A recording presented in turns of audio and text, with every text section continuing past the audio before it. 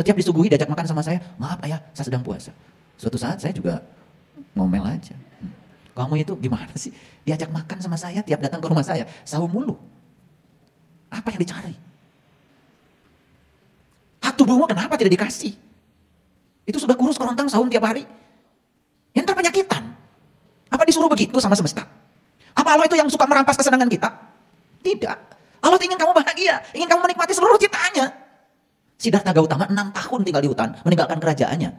Beliau ingin mencapai pencerahan di hutan, sampai kurus kerontang, saum setiap hari tidak makan. Dan tiba-tiba kemudian ada sekelompok darwis yang bernyanyi.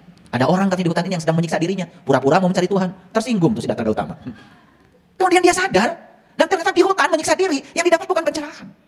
Dia pulang ke kerajaannya, makan seperti biasa, hidup seperti biasa, melayani orang-orang yang dia cintai. Justru di pohon bodhisatwa inilah belum mencapai pencerahan.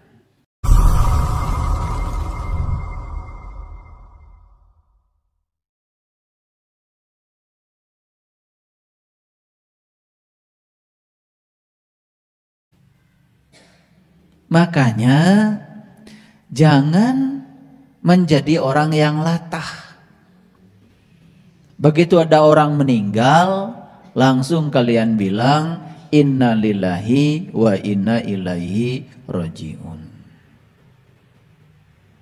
Padahal kita juga nggak ngerti dengan ucapan itu. Karena itu bahasa Arab, kita menganggap asal Arab itu doa. Kan nggak sedikit sekarang umat Islam menganggap inna lillahi wa inna ilaihi rajiun itu seakan-akan doa untuk orang yang mati. Kan konyol. Masih mending konyol.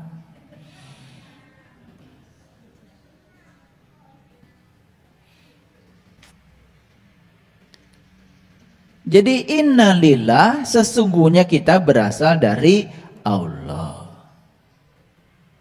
Sadari ya. Wa inna ilaihi rajiun. Ilah itu bukan Allah.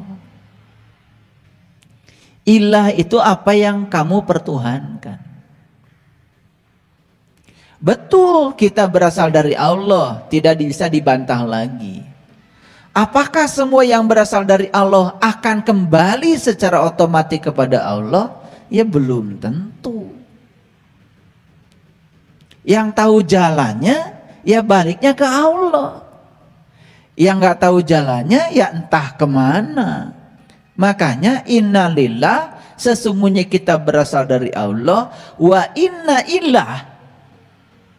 Dan kita akan dikembalikan pada apa yang kita pertuhankan. Ya kita menuhankan Allah, ya baliknya ke Allah. Kalau kau menuhankan rumahmu, ya kamu juga nggak balik-balik ke Allah, ya tinggal saja di situ, muter-muter.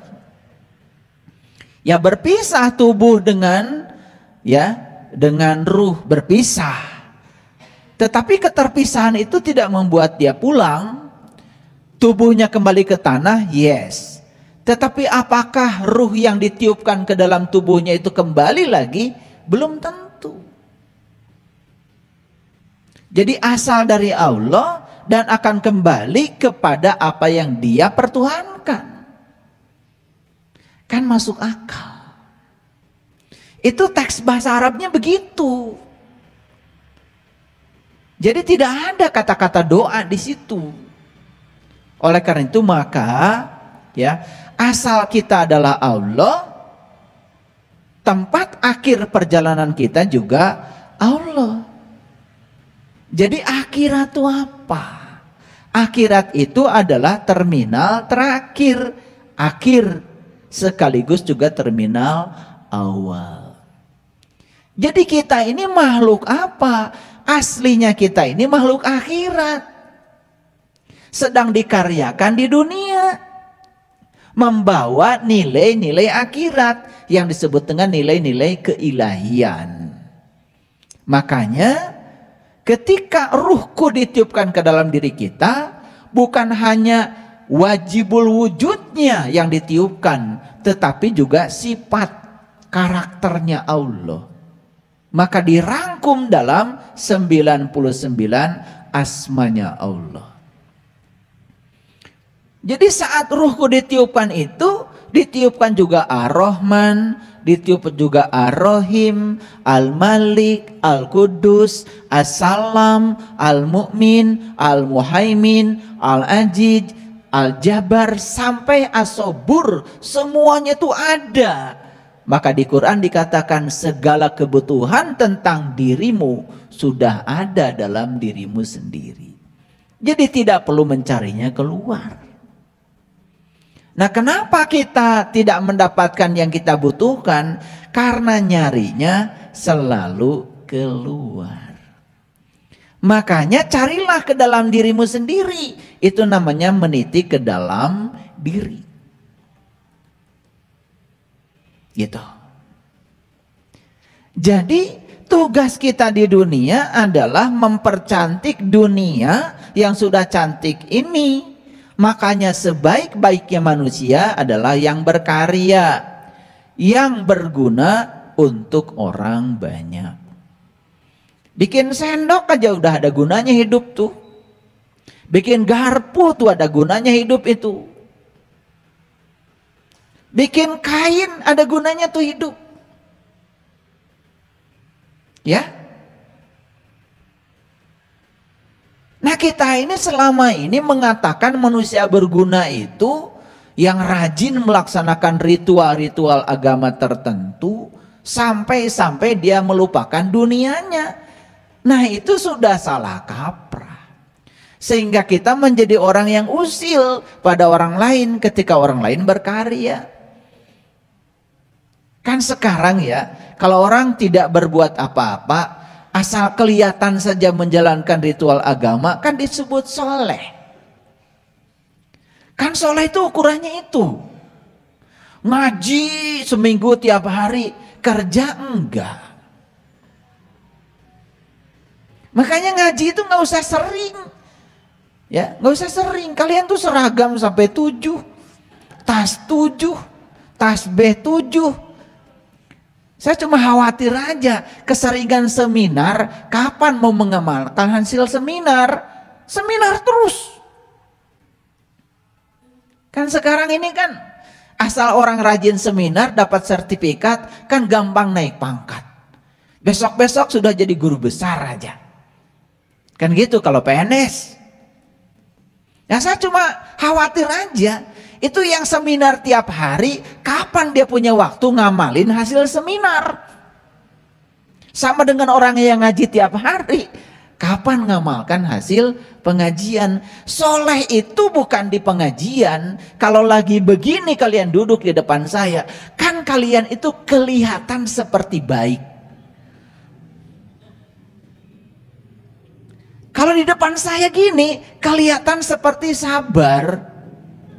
Kalau udah pakai baju rapi gini kan kelihatan seperti soleh. Kelihatannya. Padahal tidak ada ujian apa-apa di sini. Tidak ada ujian apa-apa di sini. Ujian yang sebenarnya itu ketika kalian keluar dari sini.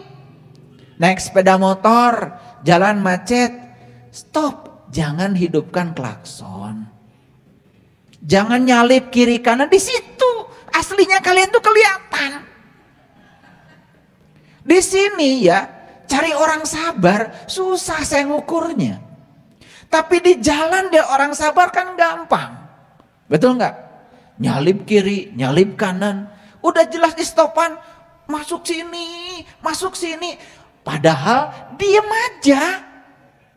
Kan ketika stopan sudah warna hijau, kan jalan juga. Di situ saya bisa lihat orang yang gak sabar. Di sini semua kelihatan seperti sabar. Jadi sebetulnya ketika sedang di masjid gini, kalian itu semua sedang pakai topeng. Sedang berpura-pura jadi orang baik. Keluar dari sini, sandalnya keinjek orang. Udah mulai nyolot itu. Itu aslinya tuh di situ. Nah, kita ini selama ini mengukur kesolehan dengan alat ukur yang salah.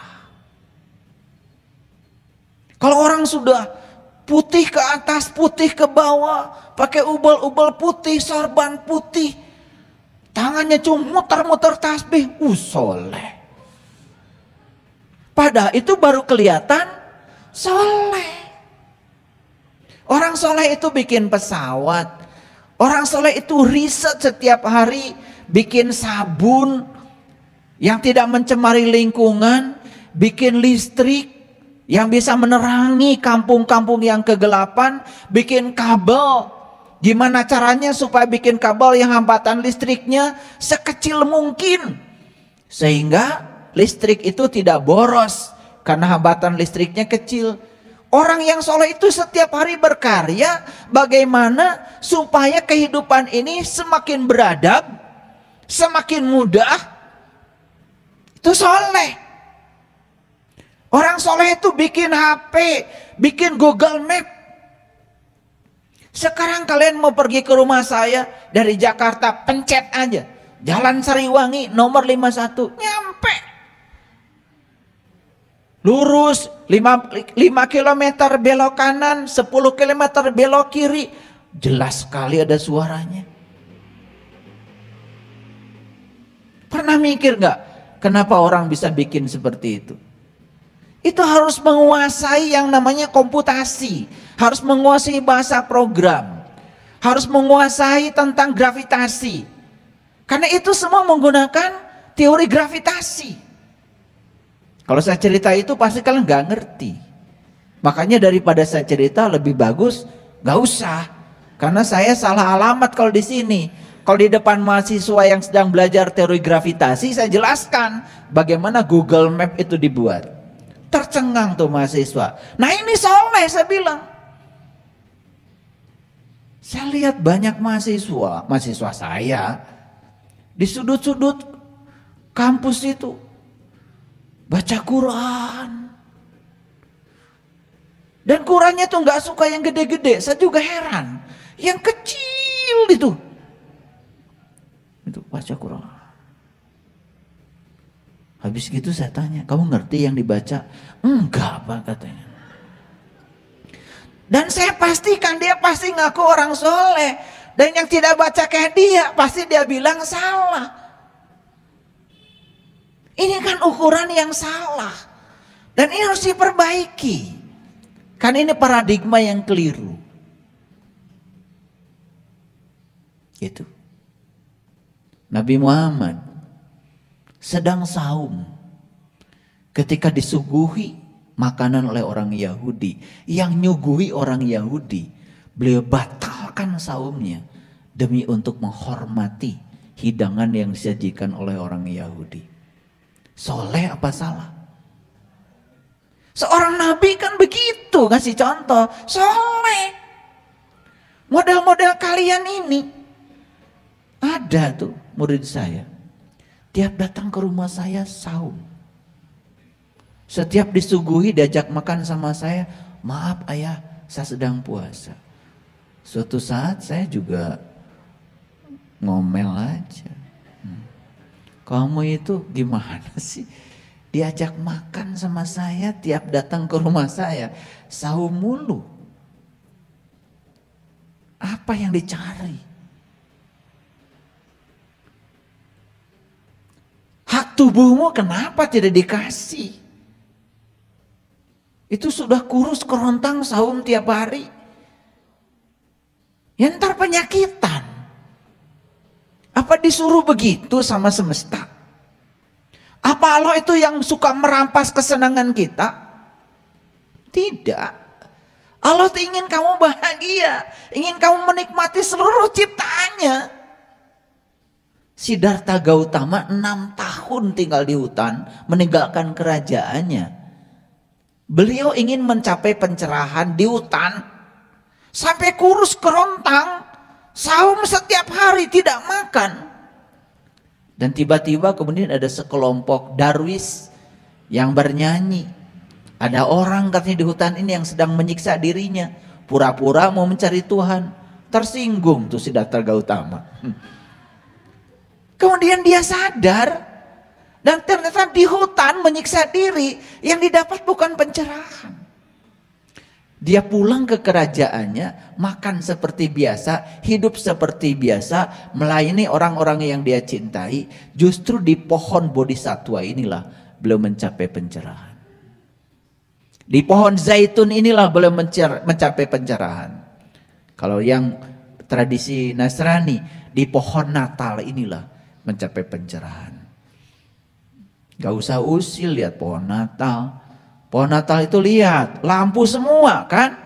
Iya. Makanya puncaknya pohon Natal juga bulan bintang, sama dengan meneranya masjid. Kalian itu kadang-kadang ngerti enggak, bencinya udah duluan. Itu simbolik. Begitu seseorang sudah Natal, lahir kembali kesadarannya, maka tubuhnya itu bercahaya, banyak lampunya. Dia bisa melihat pusat semesta dalam dirinya. Itu namanya sudah tercerahkan. Maka dalam Injil dikatakan, ya, Allah cahaya adanya. Sekali-kali tiada gelap di dalamnya. Selagi cahaya itu ada padamu, percayakan cahaya itu supaya kau menjadi anak-anak cahaya. Keren itu. Kalau ngerti. Kan kalian baca Injil juga kagak, bencinya udah duluan. Saya hatam Injil. Dan tidak ada yang salah di sana. Yang salah pikiranmu tentang Injil. Karena dari kecil sudah membencinya. Ngomong aja sembarangan. Ketika ditanya waktu pelajaran agama, kitab yang wajib diimani ada berapa? Lancar.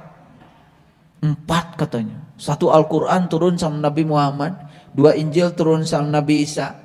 3 Taurat turun sama Nabi Musa. 4 Zabur turun sama Nabi Daud. Pertanyaan selanjutnya dari saya, bagaimana kau bisa mengimani? Punya aja enggak, baca aja tidak. Lucu kan? Memang lucu kalian ini. Bagaimana bisa mengimani? Saya waktu minta dibelikan Injil sama bapak saya juga dipukulin sama bapak saya. Ngapain kan kau minta Injil? Permintaan saya dianggap aneh. Padahal bapak saya ngajarkan pada saya, kitab yang wajib diimani ada 4. Quran saya punya, Injil pengen punya. Kenapa saya tidak boleh? Kan harus diimani. Apa yang salah dengan saya? Malah dipukulin. Ya udah, karena dipukulin ya saya ngumpulin duit, beli sendiri. Diumpetin lagi. Karena nggak boleh kelihatan. Seperti itu kita beragama selama ini tidak terbuka. Terus terang ya, saya pernah benci sama Injil. Tapi kebencian itu bukan karena saya tahu isinya buruk, bukan. Karena saat itu ditanamkan pada diri saya untuk membencinya. Seperti saya benci salib, padahal saya nggak ngerti salib. Lihat salib itu. Bagian yang mendatar kan pendek. Tapi bagian yang vertikal kan panjang. Kan di situ ada makna yang dalam. Vertikal itu urusan horizontal, urusan duniawi. Vertikal itu kan urusan yang panjang, urusan keabadian. Itu kan sama saja dengan kita belajar pergi ke Mekah disuruh sa'i. Laki-laki disuruh lari, perempuan disuruh jalan. Kan simbolisasi itu namanya. Apa maknanya? Laki-laki itu urusan rohani, perempuan urusan jasmani. Urusan dunia jalan aja kata Allah. Yang penting kamu kerja, ntar juga ada rezekinya. Tapi urusan akhirat, urusan pulang kepada Allah, kamu harus lari. Berapa kali kalian pergi sa'i ke sana? Gak ngerti-ngerti. Yang penting kalau sudah lampu hijau, laki-laki lari, perempuan jalan. Walaupun perempuan guru senam, tetap aja jalan. Gak boleh jadi lari. Walaupun laki-laki pernah kena stroke, tetap harus lari. Kan begitu.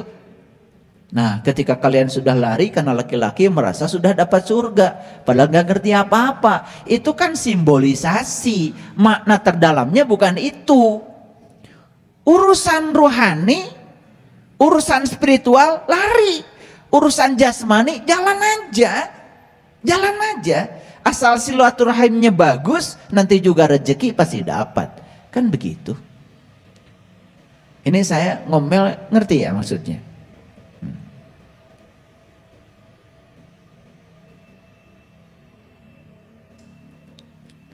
Makanya di dalam tradisi sahabat kita yang sedang merayakan Natal sekarang,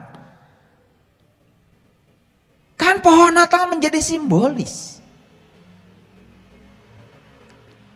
Nah, Natal itu bahasa lain.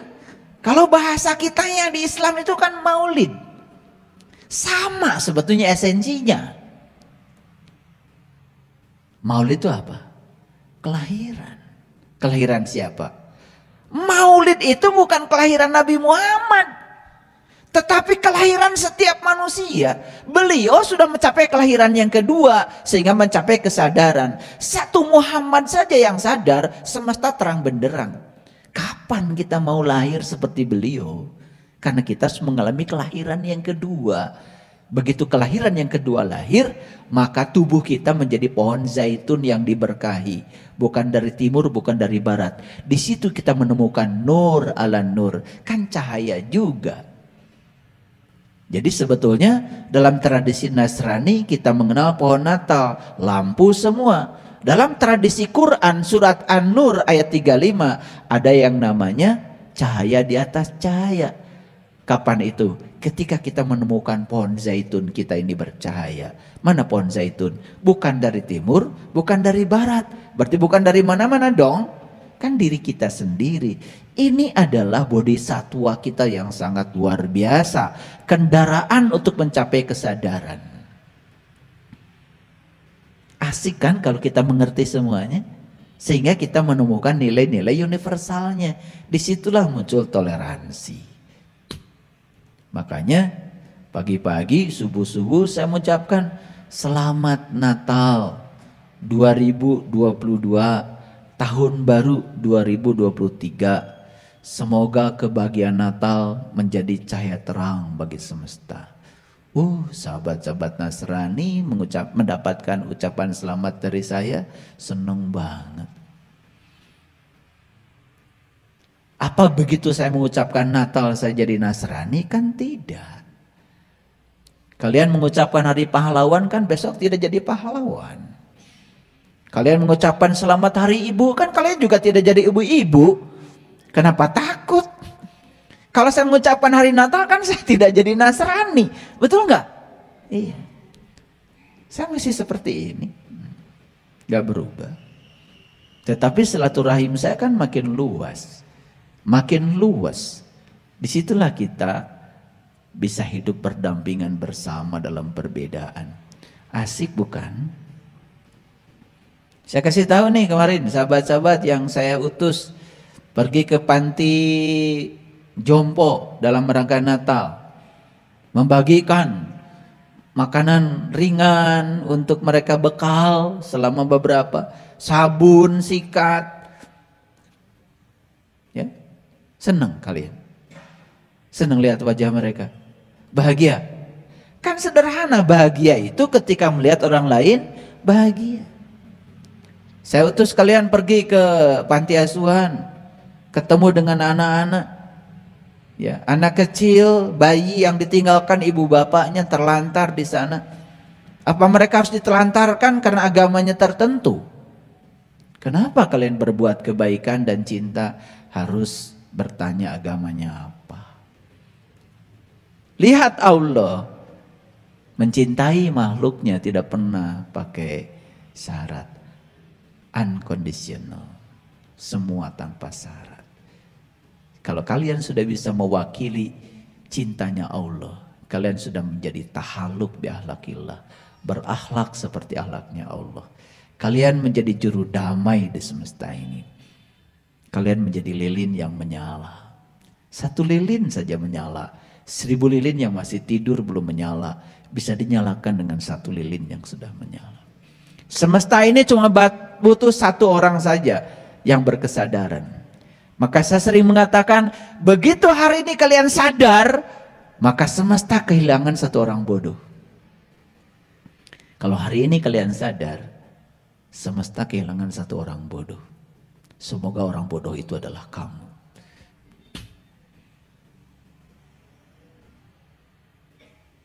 Paham? Oke, ini baru pembukaan. Pembukaannya aja panjang. Oleh karena itu, mari kita bersyukur hari ini kita ada di sini, karena untuk berada di sini tidak mungkin kalau tidak dipilihkan oleh semesta. Saya yakin hanya orang-orang yang punya keberanian untuk mengubah diri yang ada di sini. Mereka yang merasa diri paling benar, yang merasa diri paling soleh, yang merasa tahu padahal dia tidak tahu. Cuma dia tidak tahu bahwa dia tidak tahu, gak ada di sini. Saya pastikan kalian yang ada di sini adalah kalian yang tidak tahu. Tetapi kalian tahu bahwa kalian tidak tahu. Beruntung jadi orang seperti itu. Maka setiap saat kita menyediakan ruang kosong untuk kehadiran berkah. Mereka yang gelasnya sudah penuh, ditutup lagi. Lalu tinggal di tempat yang tinggi, siapa yang mau ngisi? Coba gelasnya kosong, tutupnya dibuka, menyediakan diri untuk dialiri air, dan dia letakkan gelasnya di tempat serendah-rendahnya, dan siap diisi oleh siapapun. Tidak akan pernah kosong gelas ini. Mereka yang selalu merasa diri tidak tahu apa-apa, tidak punya apa-apa, tidak bisa apa-apa, dan tidak merasa sebagai siapa-siapa, saya ucapkan selamat. Berkah semesta akan mengalir dalam diri kalian. Dan siapapun yang merasa dirinya siapa, bisa apa, punya apa, selamat juga. Kalian tidak akan pernah kaya. Kering kerontang. Dan tidak akan pernah mencapai kebijaksanaan. Makanya di satu judul YouTube saya dengan terpaksa membuat satu judul kelompok manusia yang tidak bisa ditolong. Siapa manusia itu? Mereka yang tidak tahu, tetapi dia tidak tahu bahwa dia tidak tahu. Dan seakan-akan dia sudah tahu. Karena kemana-mana dia ngasih tahu. Padahal yang dia kasih tahu pun dia tidak tahu. Coba tanya, kalau dia sedang cerita surga, pernah ke sana enggak? Belum kan? Berani-berani ngajak orang. Berarti kan dia juga tidak tahu. Cuma dia tidak tahu bahwa dia tidak tahu, tapi ngajak-ngajak orang, nekat itu. Coba, kemana-mana kan ceramahnya ngasih tahu tentang neraka. Betul enggak? Nakut-nakutin. Tanya, kapan Bapak pulang dari sana? Pasti nggak tahu kan? Iya. Karena yang dia sampaikan itu hanya persepsi dia tentang surga dan neraka. Padahal di Quran dikatakan surga dan neraka adalah tempat di mana kamu masih bernafas. Jadi surga dan neraka itu adalah tubuh kita. Bisa jadi surga, bisa menjadi neraka. Ya terserah Anda. Surga dan neraka bukan aspek geografis. Surga dan neraka adalah masalah psikologis. Sudut pandang sebetulnya. Sesederhana itu kata Quran. Fa ammal ladzina syaqu fa finnar lahum fiha zafirun wa sahiqun. Saya bacakan ayatnya, takut nggak percaya. Kalau kau nggak dibacakan Arabnya ntar nggak percaya. Dari tadi ceramah nggak ada Arabnya. Cap kaki 3 buatan Cina, kalau ditulis huruf Arab kalian beli. Betul nggak? Ada khasiatnya kan, karena hurufnya Arab. Padahal cap kaki 3. Iya. Makanya di Indonesia banyak sekali kemarin itu, ketika Raja Qatar melakukan pidato Piala Dunia, dan pidatonya pakai bahasa Arab, dalam rangka Piala Dunia pidatonya. Dan semua di rumah pasang televisi dan siap. Amin. Amin. Selama pidato. Karena kadang-kadang asal Arab kita sebut saja itu doa. Siapa yang suka karaokean? Karaokean boleh nggak pakai bahasa Sunda? Bahasa Jawa? Bahasa Indonesia? Bahasa Inggris? Bahasa Mandarin? bahasa Arab. Begitu karaokean pakai bahasa Arab, semua jadi amin. Amin.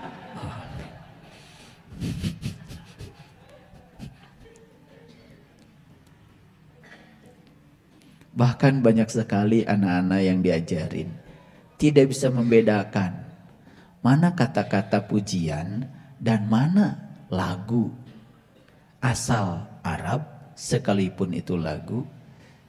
Maka setiap sebelum sholat selalu dikumandangkan oleh anak-anak, termasuk juga orang tua. Baik, kita lihat, kelahiran adalah kematian yang dimulai. Ini bahasa berat memang, tapi saya juga nggak ngerti kenapa saya tiba-tiba dikasih bahasa ini. Kelahiran adalah kematian yang dimulai. Jadi saya mau cerita dulu. Saya pernah membaca sebuah kitab, nama kitabnya itu Kitab To Teaching. Nah, Kitab To Teaching itu yang menulisnya namanya Lao Tzu. Ditulisnya Lao Tzu. Nah, makanya di jalan apa itu? Tamlong itu ada Masjid Lao Tzu itu. Itu sudah jadi nama masjid sekarang tuh, Masjid Lao Tzu itu. Makanya Nabi Muhammad pernah mengatakan carilah ilmu walaupun ke negeri Cina. Nah, perbedaan kurun waktu antara zamannya Nabi Muhammad dengan Lao Tzu itu sudah ribuan tahun. Perbedaannya jauh. Nah, saya jadi penasaran kalau ada yang begitu. Kenapa Nabi Muhammad menyuruh kita belajar ke negeri Cina? Nah, kalau saya itu kalau ada yang begitu suka penasaran. Makanya saya pergi ke sana belajar. Dan saya sudah mendalami kitab To Teaching namanya itu. Jadi To itu nulisnya kalau di Cina T-O-O, To Teaching. Nah, ternyata To itu Tuhan dalam bahasa universalnya, To Teaching. Jadi To itu Tuhan sebetulnya. Nah, To dalam bahasa Cina di Bandung jadi Ta. Makanya di Bandung ada universitas namanya Maranatha. Saya suka penasaran juga itu. Memang saya itu memang gak pernah berhenti penasarannya. Saya bersyukur sama Allah, kalau saya nggak ngerti sesuatu nggak bisa tidur. Beda kan sama kalian? Ya. Kalau nggak ngerti sesuatu malah tambah nyenyak tidurnya.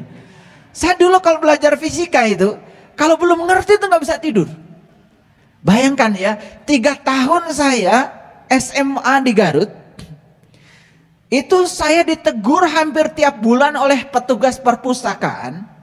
Gara-gara buku EGM dulu namanya EGM, Energi, Gelombang dan Medan. Itu buku fisika SMA tuh. Yang segenerasi dengan saya mungkin yang pernah sekolah pasti pernah tahu tuh buku EGM. Itu buku saking cintanya sama buku itu sampai ke bawah tidur itu. Dan saya itu ya tidur tuh sama buku. Bayangkan, gak rusak gimana itu buku. Makanya setiap saya buku itu dikasih ke petugas perpustakaan, pasti petugas perpustakaan bilang, maneh deui. Tukang ngarusak buku. Ya, saya mulai pasang badan sama petugas perpustakaan. Ini buku sebegini banyak Pak, saya bilang, bagus semua dan tidak dipakai. Kalau saya dianggap merusak buku ini, kan cuma saya di sekolah ini yang merusak buku ini karena saya pakai. Lihat nilai saya, fisika saya selalu 10. Karena petugas perpustakaan nggak pernah lihat nilai saya. Jadi nggak apa-apa kan buku dipakai. Kayak Quran di rumah kalian kan rapi, bersih. Beda dengan Quran saya, banyak coretannya. Itu bedanya Quran kalian dengan Quran saya.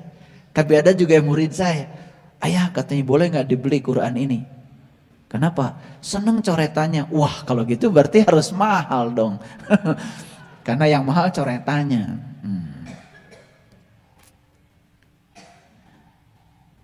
Jadi saya itu punya kebiasaan kalau belum mengerti nggak bisa tidur itu. Makanya begitu saya Maranatha apa sih? Wah, saya belajar tuh cari bahasanya. Ternyata Maranatha itu artinya aku datang Tuhan. Merinding saya begitu tahu artinya. Maranatha itu artinya aku datang Tuhan. Itu sama dengan labaikaulah. Kan kalian kalau pergi ke Mekah itu kan bilang labbaik Allahumma labbaik, aku datang Tuhan, kan gitu. Ya kan? Karena kalian nyangka kan Tuhan di sono. Maka begitu ke Arab kan langsung bilang aku datang Tuhan. Kalau di sini kan nggak pernah bilang begitu. Coba kalau kalian datang ke masjid saya, labbaik Allah, aku datang Tuhan, pasti akan ditimpukin orang sekampung. Aneh katanya, karena labbaik Allah bisa di sana. Karena kita juga udah terparadigma, udah terdoktrin dengan itu. Gak ngerti bahasa aslinya. Makanya kan lucu. Orang Indonesia kalau pergi ke sana, laki-laki dipanggil haji, perempuan dipanggil hajah, kan begitu. Mau TKW, mau ibadah, dijedah sama panggilannya. Yang laki dipanggil haji, haji, baris maksudnya. Hajah, hajah, baris ini. Karena haji dan hajah itu sebutan orang Arab buat kita. Karena kita di sana sebagai pengunjung. Jadi haji itu artinya pengunjung. Hajah juga pengunjung untuk perempuan. Lucunya kita udah pulang dari sana pengen dibilang pengunjung. Coba. Padahal udah balik. Tapi ketololan ini kan menyebar di mana-mana. Makanya saya ketika diundang ke pesantren, kemudian ditulis nama saya Kiai Haji. Saya bilang, saya udah balik dari Mekahnya. Loh kenapa pakai haji-hajian segala? Udahlah Saiful Karim aja, susah banget sih. Karena masyarakat katanya nggak mau kalau nggak pakai itu. Saya nggak jadi ceramah. Harus pakai embel-embel. Dan sekarang tuh orang kalau nggak pakai embel-embel nggak percaya diri. Aneh kan? Karena kebodohan kita disembunyikan di balik atribut yang dibangun oleh gelar-gelar yang kita berikan. Betul nggak? Ini saya kasih tahu dia yang suka pakai embel-embel. Kalian tuh berarti nggak percaya diri.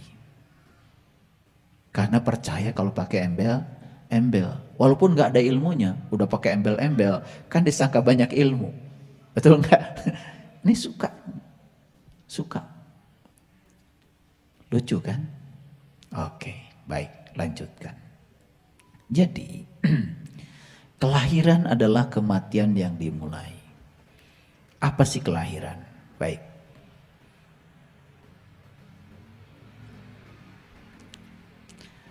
Lihat semuanya ke sini. Agak serius kuliah kita hari ini. Kelahiran yang kita pahami adalah pada saat kita menyakiti ibu, pada saat ibu menumpahkan darah, pada saat seorang ibu harus kehilangan nyawa untuk kelahiran kita, itu yang disebut dengan kelahiran. Titik awal kita datang ke dunia ini. Betul? Salah memahami itu? Tidak salah. Tetapi kelahiran secara total, secara universal bagi saya adalah saat ruh ditiupkan ke dalam tubuh. Makanya kebalikan dari kelahiran adalah kematian. Berarti kematian saat ruh berpisah dari tubuh. Makanya kan dalam fase kehidupan orang tua kita, sering saya ulang-ulang tuh. Ada fase mas kumambang, masa mengambang di rahim ibu. Paham? Di mana tuh? Di sini, di rahim.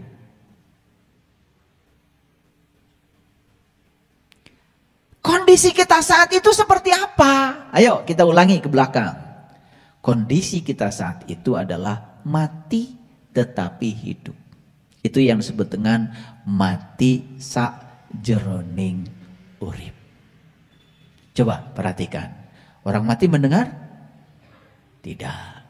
Kan kita tidak mendengar. disumbat oleh ketuban. Orang mati melihat? Tidak, kan disumbat oleh ketuban. Orang mati bernafas? Tidak, kan disumbat oleh ketuban. Orang mati bicara? Tidak, kan disumbat oleh ketuban. Jadi semua lubang yang ada di kepala saat di rahim ibu, di alam mas kumambang, saat itu semua disumbat oleh ketuban. Tidak mendengar, tidak melihat, tidak bernapas, tidak bicara. Maka itu yang disebut dengan mati. Tetapi kok kita hidup? Itu yang disebut dengan mati selagi hidup.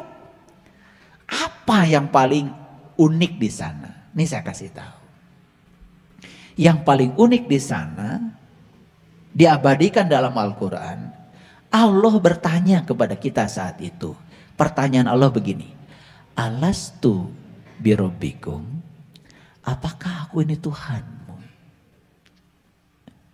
Pada saat itu justru kita bisa menjawab, lantang kita menjawab, Qalu bala syahidna.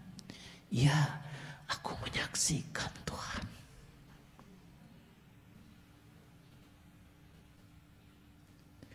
Pada saat kita sedang mati tetapi hidup, pada saat seluruh lubang yang di kepala disumbat dengan ketuban, di situ kita mengatakan qalu bala syahidna. Ya, aku menyaksikan Tuhan. Yes, aku di sini Tuhan. Aku sedang menatap kemuliaan wajah-Mu Tuhan. Kira-kira begitulah bahasa saya. Kalau bahasa Qur'annya kan tadi.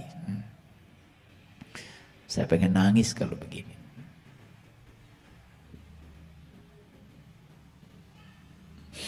Jadi 9 bulan 10 hari waktu di rahim ibu itu, tidak ada yang disaksikan kecuali Dia. Mata kita saat itu terbuka, tetapi bukan mata yang ini. Yang terbuka saat itu mata kalbu. Karena tidak mungkin kita mengatakan qalu bala syahidna kalau saat itu tidak ada yang dilihat. Makanya di dalam Quran ada cerita Nabi Yunus ditelan ikan. Sebetulnya itu prosesi persis seperti saat kita di rahim ibu. Cuman kita kan gak ngerti selama ini. Nabi Yunus ditelan ikan karena diceritakan, apalagi ikannya ikan paus katanya, ngarang. Pakai paus segala. Ya ditelan ikan persis seperti saat kita di rahim. Makanya begitu ditelan ikan, Nabi Yunus doanya luar biasa. La ilaha illa anta, la ilaha illa anta. Tidaklah Tuhan kecuali Engkau, tidak Tuhan kecuali Engkau. Saat itu Nabi Yunus sedang mengalami syahadat sejati. Gak mungkin mengatakan tidak ada Tuhan selain anta, kalau antanya tidak ada di situ. Kan saya bilang tidak. Kalau saya bilang kamu kan tidak mungkin, kamunya nggak ada. Coba kalau saya bilang kamu, pasti kalian mikir kan, wah ini kayaknya ayah guru harus dibawa ke rumah sakit jiwa. Tapi kalau saya bilang kamu dan ada kamunya, kan kalian nggak apa-apa. Tapi kalau saya bilang kamu, wah takut. Kan tidak mungkin bilang kamu nggak ada kamunya. Saat itu Nabi Yunus mengatakan, la ilaha illa anta. Tidak Tuhan kecuali anta. Makanya kalau kita belajar tauhid, tauhid yang pertama adalah la ilaha illallah. Itu tauhid yang paling awal itu. Ketika seseorang itu sedang belajar tauhid, yang pertama adalah la ilaha illallah. Naik berikutnya menjadi la ilaha illallah. Naik lagi berikutnya la ilaha illa anta. Jadi Nabi Yunus saat itu sedang mengalami fase tauhid yang ketiga. Dari la ilaha illallah sudah naik lagi la ilaha illallah. Kalau dia mengatakan dia, berarti boleh tidak ada di sini dong. Siapa yang membangun laptop ini? Dia. Belum tentu ada di sini. Kalau kamu harus ada di sini. Dan puncak tauhid yang terakhir adalah la ilaha illa ana. Jadi la ilaha illallah naik lagi menjadi la ilaha illallah, naik lagi menjadi la ilaha illa anta, dan puncaknya adalah la ilaha illa ana. Tidak ada Tuhan kecuali aku. Siapa yang mengambil puncaknya tauhid itu? Dalam Quran dia